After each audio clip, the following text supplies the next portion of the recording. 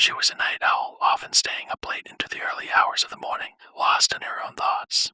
One night, as the clock struck midnight, the woman's phone rang.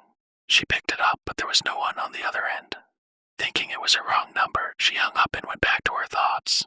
But the phone rang again, and again there was no one there. This time, the woman felt a chill run down her spine.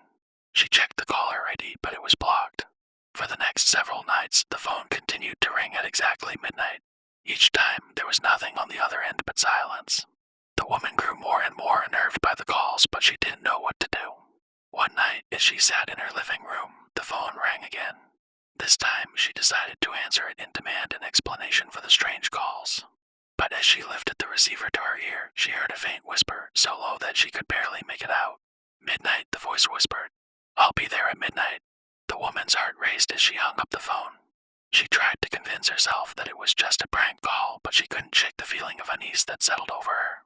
As the clock ticked towards midnight, the woman sat nervously in her living room, waiting for the phone to ring again.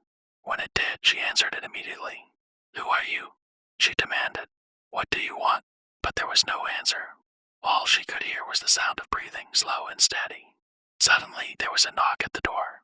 The woman froze, her heart pounding in her chest.